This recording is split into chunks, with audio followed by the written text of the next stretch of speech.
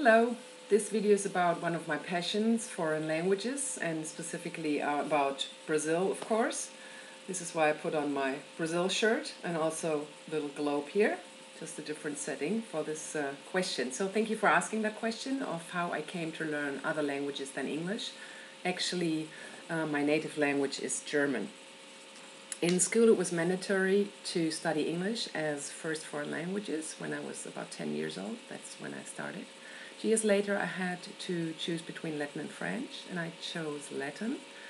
I took it for 4 years to get the small Latinum as a qualification in Latin. And then I also opted for a third foreign language and studied French, which I took until the end of school with excellent results. And I really love that language. Writing is not easy as there are a lot of silent letters, but I absolutely love the sound and the pronunciation. And I'm speaking it well. I'm looking forward to hopefully get a job at the UEFA Euro football tournament in France next year. After graduating from school, I attended a foreign language correspondent college for 1 year, which included the foreign languages English, French, and Spanish.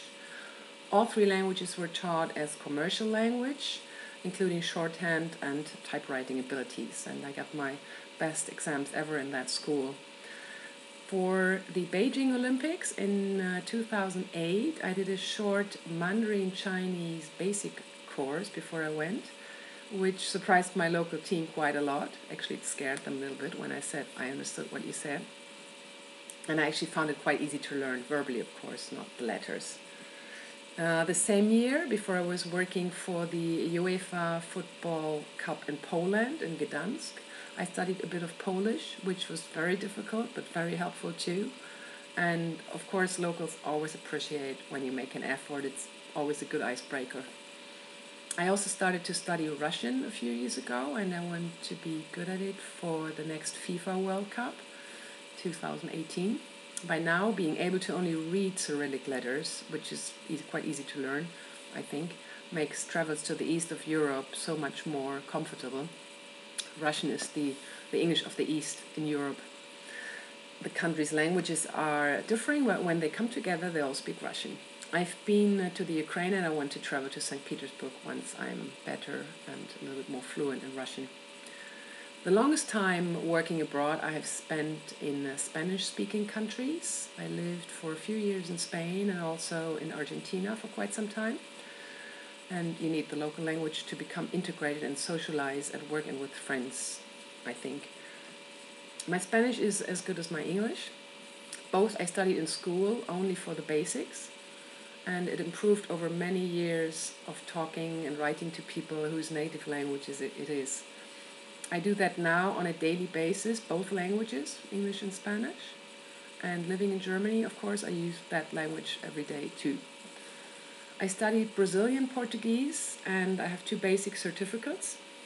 I then stopped taking it when I realized it is so very similar to Spanish, it was necessary to go on. It's like an M is an N in the other language, and an O is often a U. So reading goes easily, and it's just a little bit of pronunciation difference. Besides, there is the unofficial language of Portuñol, which you may have heard of. There are also these 2 main languages. There are only these 2 main languages in South America, Spanish and Portuguese. And South Americans can communicate very well with each other in Portuñol without sitting down to study the small differences. And it's kind of widely spoken in the area where people mix in these countries around Brazil here. I work internationally, so when I come into a country, it's just logic to me to study the language of the locals before I go there in order to communicate.